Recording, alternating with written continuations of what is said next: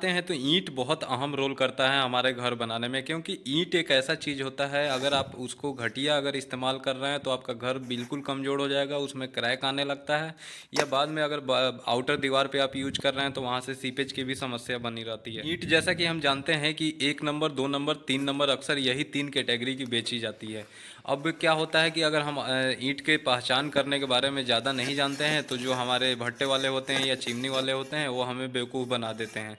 तो मैं साइट पे यहाँ कुछ बेसिक टेस्ट पहले बताऊंगा, 4-5, जो आपको तुरंत जब साइट पे जाएं, जब आपका ईंट उतर रहा है उसी टाइम आप टेस्ट कर सकते हैं। और कुछ आपको क्या करना है कि मैं कुछ ज़रूरी टेस्ट भी बताऊंगा जो कि आपको पानी में डाल के या फिर उसको ईंट को टेस्ट करके पता चलेगा कि आपका ईंट जो जितने पैसे आप दे रहे हैं उसमें अच्छा ईंट मिला है कि नहीं। तो सबसे पहला जो, जैसे ही आपका ईंट आए तो पहले सबसे पहला जो हमें नज़र पड़ती है ईंट पे, हमें वो देखना है कि जो जितना भी ईंट है वो एक कलर का होना चाहिए, यानी कि रेड कलर होना चाहिए, एक कलर का। ठीक है। और ऐसा नहीं है कि कोई लाल दिख रहा है, कोई पीला दिख रहा है, फिर कोई ज़्यादा पका हुआ काला दिख रहा है। अगर ज़्यादा पक गया है तो भी वो काला पड़ जाता है, ईंट टेढ़ी हो जाती है। तो मतलब पका हुआ होना चाहिए और मजबूत ईंट होना चाहिए। दूसरी बात, जो दूसरा ये चेक करना है कि जो आप ईंट 2-3 ईंट हाथ में लेते हैं या जितने भी ईंट है तो उसमें नज़र मारे कि ईंट सेम साइज का होना चाहिए। अब साइज के लिए मैं बता दूं कि अलग अलग ईंट का साइज जगह पे अलग अलग आता है। बेसिकली देखा जाए तो 90 mm into 90 mm into 190 mm का जो ईंट आता है, लेकिन अलग अलग साइट पे जैसे मेरे यहाँ जो ईंट आ रहा है आप देख सकते हैं कि ये 240 mm है, और फिर इंटू 110 mm का है, और फिर यहाँ पे आप देख सकते हैं 110 mm का है। तो यानी कि जो ये डिफरेंस है, ईंट ये बड़ा साइज का है। तो ये आपको देखना है कि जो भी ईंट है उसका एकदम सेम साइज का हो, छोटा बड़ा नहीं हो। अब तीसरा चीज़ सबसे पहले आपको करना क्या है कि आपको 2 ईंट लेना है। 2 ईंट आपको आपस में बजा कर देखना है। जब आप उसको 2 ईंट टकराएंगे तो उसमें मतलब जो जैसे हम लोहा टकराते हैं तो एक आवाज़ आता है, या फिर बेल बजाते हैं रिंगिंग का आवाज़ आता है, तो उस वैसा एकदम क्लियर साउंड आना चाहिए। ढप ढप की आवाज़ नहीं आना चाहिए, या फिर ऐसा नहीं कि टकराने के टाइम में ही ईंट टूट जाए। तो आवाज़ है, ये आवाज़ से भी ईंट का बहुत फ़र्क पड़ता है। उससे पता चलता है कि ईंट हमारी अंदर से कितनी कच्ची है, पक्की है, और उसमें कोई अंदर स्पेस तो नहीं है, लंप तो नहीं है, मतलब ईंट अंदर से खोखली तो नहीं है। तो आवाज़ बहुत मैटर करता है। फिर इसमें चौथा जो टेस्ट वहीं पे आपको करना ये है कि उसका हार्डनेस टेस्ट करना है। अब हार्डनेस क्या है कि एक लैब में भी चेक किया जाता है उसको, कंप्रेसिव स्ट्रेंथ मशीन पे डाल के ईंट को, वो मैं आगे आपको वीडियो में बताऊंगा। फिलहाल यहाँ साइड पे आपको करना क्या है कि एक ईंट आपको 4 से 5 फीट के ऊंचाई से आपको गिरानी है नीचे। जब आप ईंट को गिराएंगे तो ईंट आपका टूटना नहीं चाहिए।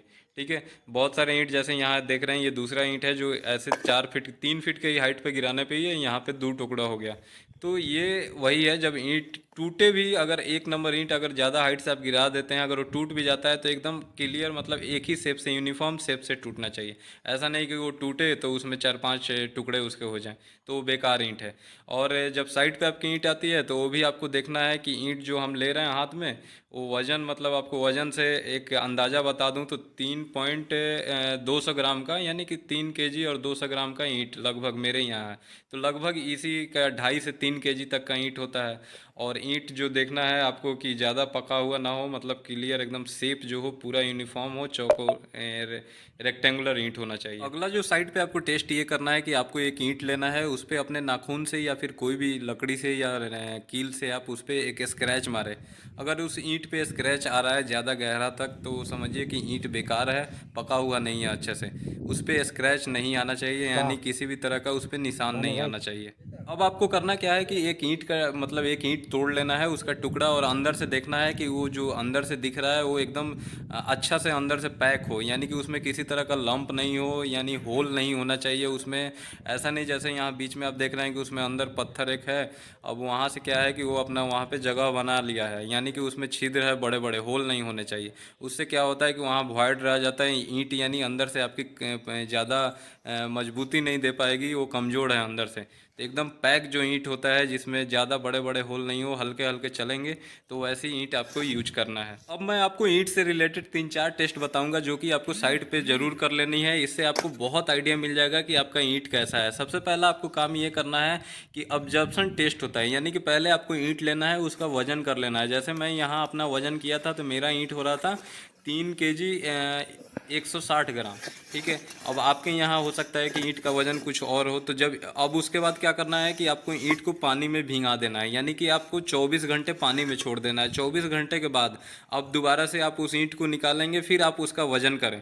तो जब आप वजन करेंगे तो उसमें 15 से 20% तक ही वज़न बढ़ना चाहिए। यानी कि जब मैं अपना वज़न ईंट का वज़न किया था 24 घंटे के बाद, तो मेरा जो ईंट का वज़न आया था वो आया था 3 kg 700 ग्राम, यानी कि उसमें 20% इंक्रीमेंट हुआ था।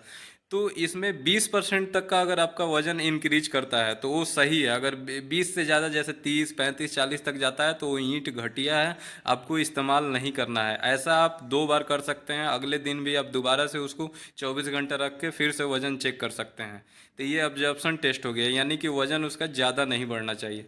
अब दूसरा जो मेथड इसमें ये होता है कि आपको हार्डनेस टेस्ट करना है। अब हार्डनेस टेस्ट करने के लिए पहला मैं बताया कि आपको गिरा के 4 से 5 फीट पे देख लेना है कि वो टूट तो नहीं रहा है। अब एक होता है compressive strength machine. Compressive strength machine lab में होती है, वहाँ आप